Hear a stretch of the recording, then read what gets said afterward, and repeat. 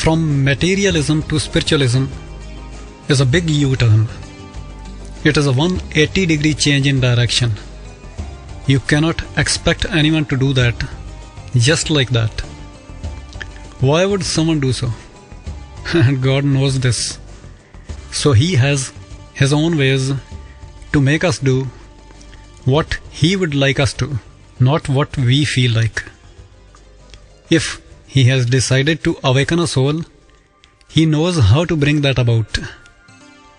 His compassion is like that of a wise and loving parent who knows more than anyone else what his kid needs. To wake us up out of our slumber, He converts our dream into a nightmare. The spiritual journey starts from suffering.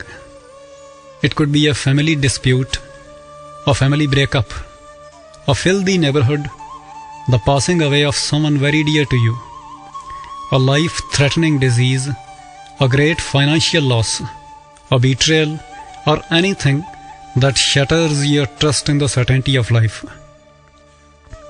It is something that makes the world look ugly and chaotic to you.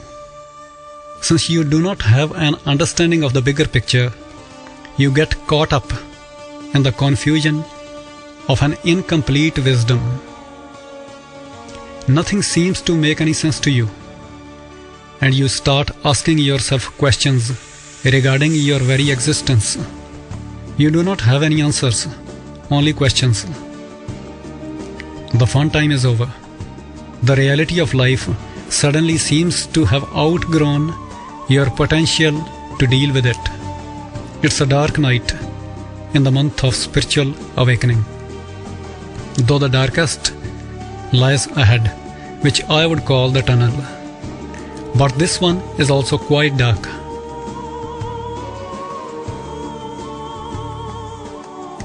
You would move into introversion and withdraw yourself from the general flow of life. The food won't taste as good as it used to. The aromas are not as rejuvenating. The pleasures of touch become dull, and music doesn't soothe your nerves. You find yourself incapable of dealing effectively with what destiny has put in your plate. Your soul shrinks and your generosity is gone. The world seems to you a ruthless and cruel place, and there is nothing you feel like doing for it. You start distancing yourself from the social ties and find it difficult to share with others what you have got inside. Day by day, month by month, year by year, your introversion deepens and goes on becoming all the more concrete to break through. Like a ritual practiced daily, the groove of your mind goes on deepening, and your thought patterns become fixed and rigid.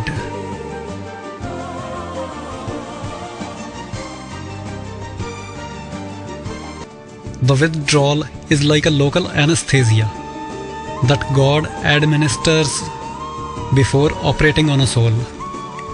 He first of all isolates that part of His creation which He has decided to operate on. God has not decided to awaken the whole town, just an individual in particular. Why him or her only? Well, it's another of His puzzles.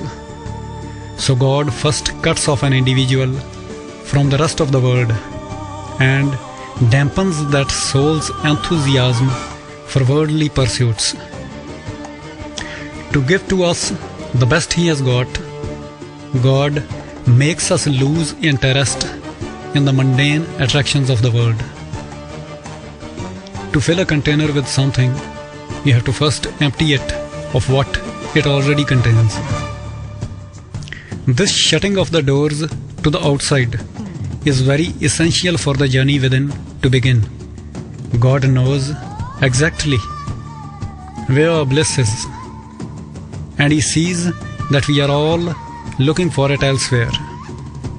That implies we are destined to never ever find it without a revision of our searching strategies. The withdrawal is like fasting. The toxic waste of incarnations has to be gotten rid of for the soul to respond to the divine diets. If you are too entangled in the world, you cannot experience bliss. You have to be disentangled first.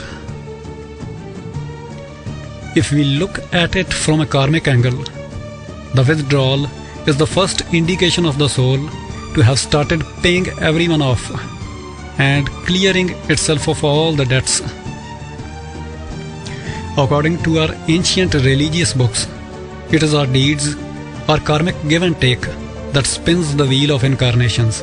For your soul to move out of that automatic spinning, it has to wash its hands of its karmic debt. Because of the gap between an act and its consequences, the mass is unable to see the relationship between the two and understand the divine perfection. The law of karma is in fact God's most powerful tool for ensuring the efficiency of the running of its machinery.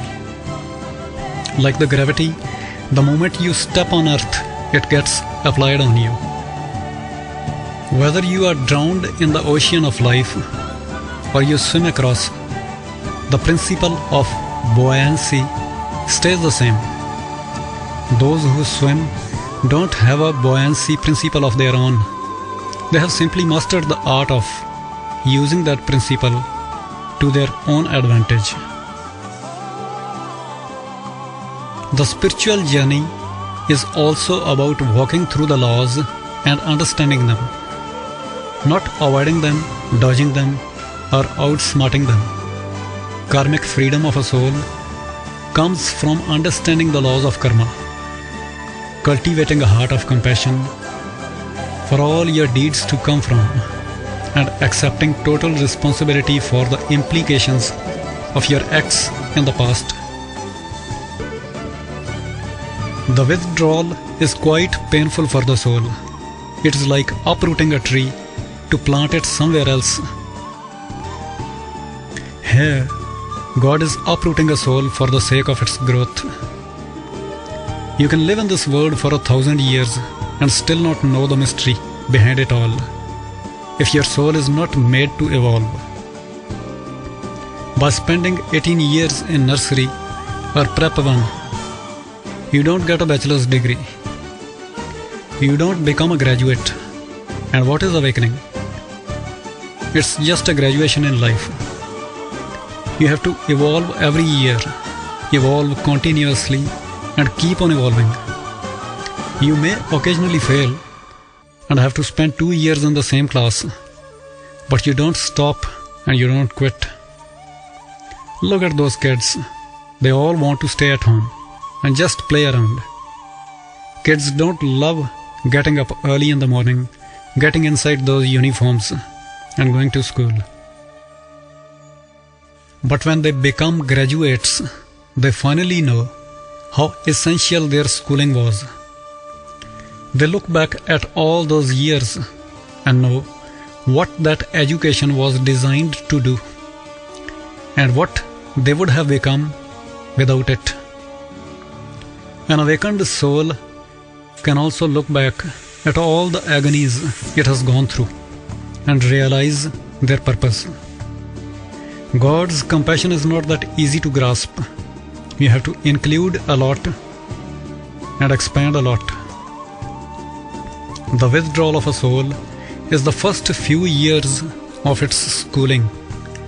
As far as God is concerned, those are just the basics, the ABC of life. But for a child, even ABC is tough to handle. So is for us. The withdrawal serves one more purpose. The soul breaks away from the collective mass identity of the society and starts looking for its own significance.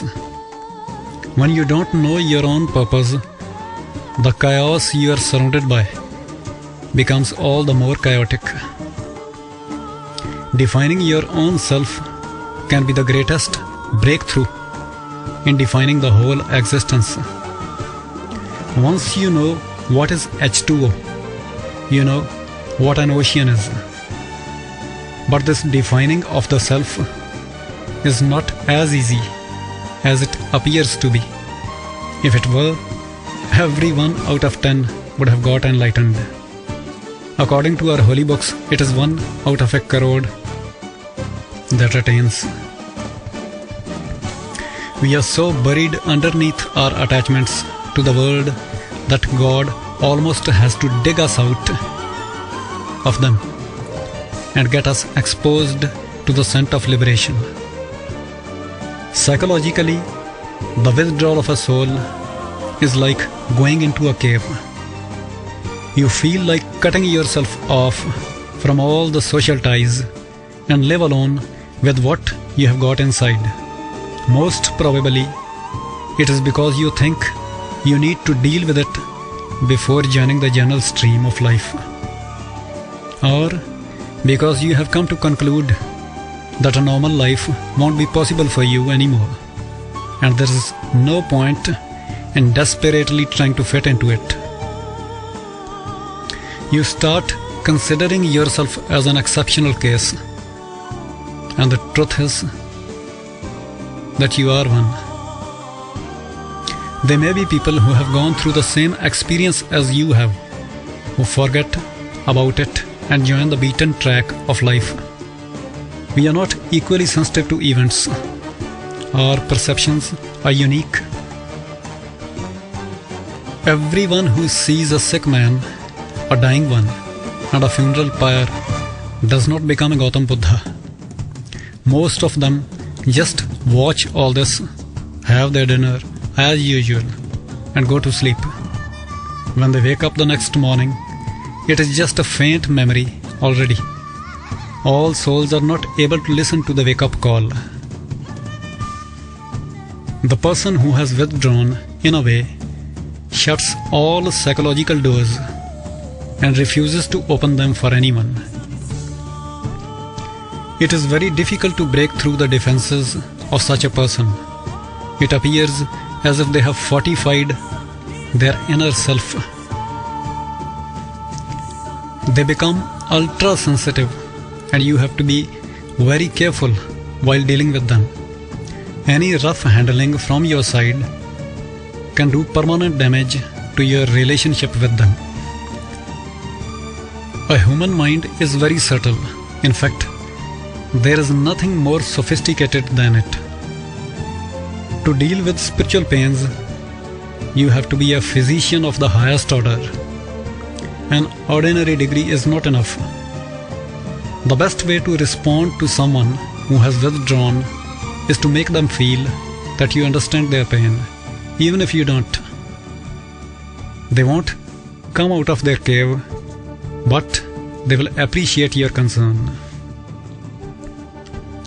With the withdrawal, the soul gets itself enrolled into the course of detachment. Spiritualism is not just meditating and getting an access to eternal bliss. Spiritualism is about dying while you are alive.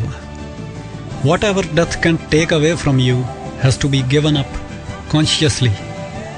In Buddhism, they call it the Great Death. It is great because you are there to watch every second of it. And it never happens twice. You never have to die again. But detachment is not a comfortable experience. It is like separating the soul from the body right in front of you.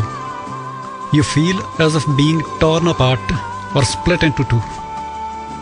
The pleasures of the senses, the worldly fascinations, the lusts and greeds, the threads of relationships, all fall off from your soul like dead leaves in an autumn. You are left with nothing to cling on to. And it all starts with the withdrawal, though the whole process may take decades to complete.